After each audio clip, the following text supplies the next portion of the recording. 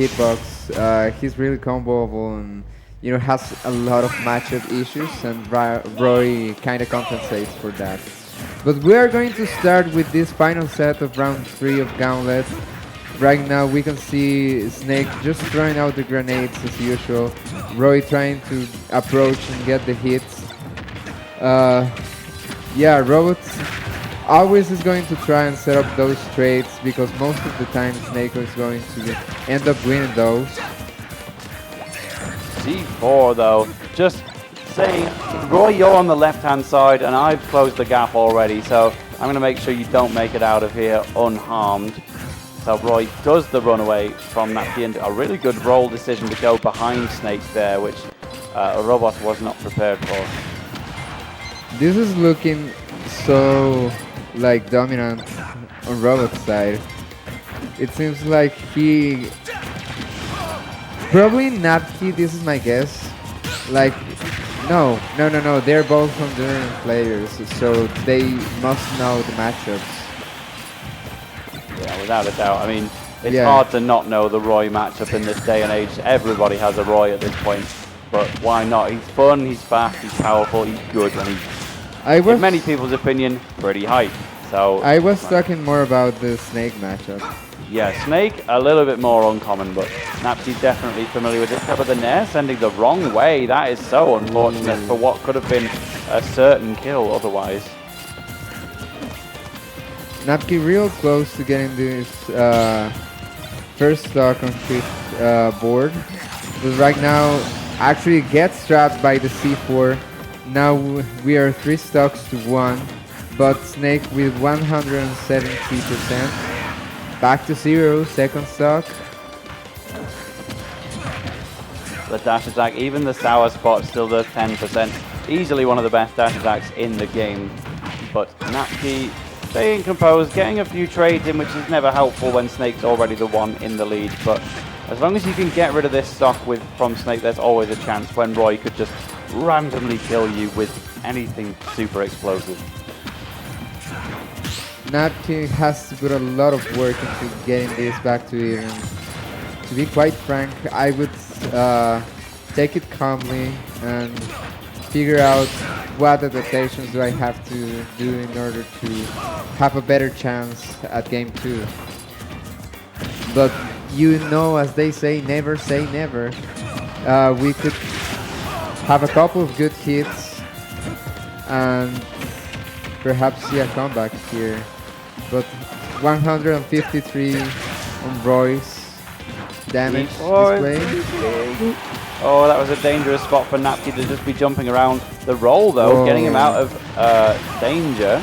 Past the up smash, and then Snake did not complete his F-tilt. So Napky's still alive, but at 180, he's one down throw away. He's one dash attack away, even, from losing game number 1. At such high of a percentage, anything could have killed, like the tilt, the down tilt even. I can't imagine the down tilt actually killing.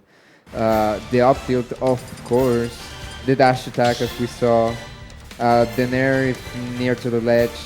I cannot think of a move that didn't kill at that percentage. Like, the way he got to that damage number to begin with was just via grenade hits. And we are going to begin here in game 2. Let's see what adaptations Napky has thought about, if any. Yeah, well, Town and City with its higher platforms means Roy might be able to chase the ciphers up a little bit more. He might also just F-smash him in the face. And, we're pretty much at side B kill percent on platforms, especially now. Oh, Napky is swinging! Also, the narrower blast zones, very favorable for Roy in this matchup. Popping Snake up into the air, which is an interesting decision there with the double-edged ends, because usually Snake is one of the happiest characters to be up there in the air. Whoa! Grenade completely redirecting the angle Snake was going to be sent, though I wonder if that saved him. No, I don't think so. Not that time. That one actually killed him. Yep, definitely betraying with the grenade there. Napky is super in this. We know that Town and City is a good stage for Roy, and at this point, I think we got to start banning it a little bit more against these Roy mains, because they have been picking it every single time. But Napky wants that winner's side berth at the end of the day. Robot's very much the one expected to get it. He has a loss only to Shiny Mark in this tournament, which went to game 5, but 59% is all it took for Double Edge Dance to take away Snake because he had the ill fate of standing on a Town and City platform. This looks kind of the reverse situation than the first game. Robot down to his last stock and Napky with an entire stock of advantage.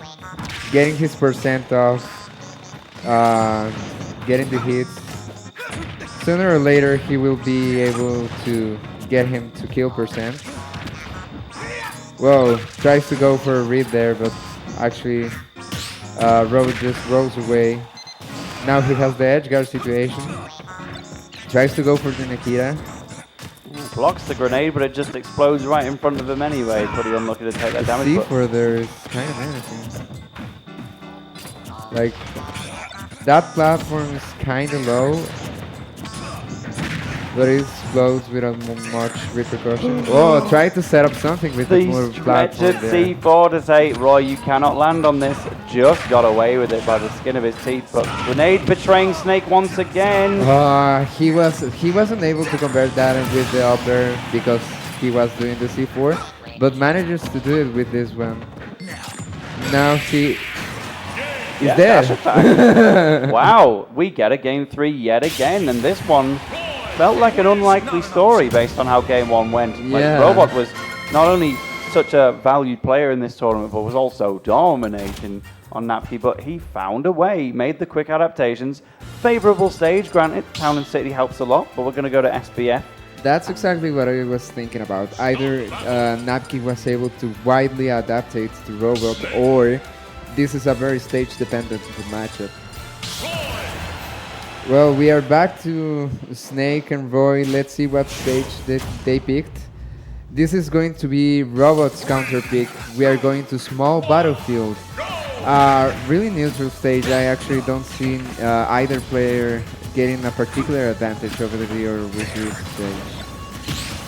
Yep, which is exactly what we want to see in a final game scenario, because whoever wins this game absolutely will be in winner's side tomorrow at Cumbre 2, Cumbre 2. The percentages are so even. The interactions like have been I take a hit, you take a hit too. 75, 90 on Robot's damage. Getting the landing. Trying to get the jab, probably looking for the back air conversion.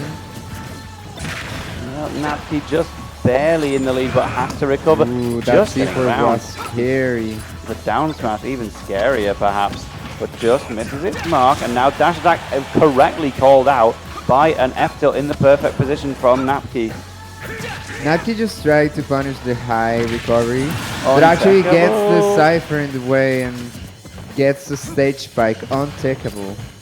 So Napky in the lead here, and this would be a big upset. Would be our second big Roy upset in a row in the Gauntlets. Mr. F got a huge unprecedented win over Haunter. Napky getting a win over Robot as well would be a statement for this man, but gets up tilted, and also the grenade went off just for good measure. A lot of trade-offs with these grenades. And, you know, right now Robot's trying to ground his space, setting up the grenades, trying to get as much damage as possible to bridge the gap between the two. But Snake is also a pretty heavy character, so I would count on his survivability in order to, as I was saying, bridge that gap. Does he have the C4 stick in? I thought so, but surely you would have swung for it in that position. Instead, Napky getting back pretty much unopposed. The it C4 was down there, Roy. so there was an attempt to put the sticky on it, just missed, but up tilt never misses its mark. One more stock left for Napky. Can he seal the deal while he falls behind against Robot for the first time since game 1? All the explosives in exactly the same spot there. That was funny to see. This is Robot's opportunity to take the punish, take the ledge trap situation, make it advantageous for himself. because this could be Napky's last stock on the gauntlet situation. Napky looking forward to get the kill in order to... Actually, the grenade. Hold yeah.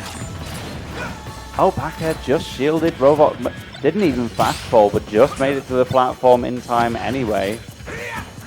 But things are getting dicey because Napky is taking more and more grenades and stray hits, and he ultimately you hate to see misses it. the ledge and doesn't make it back.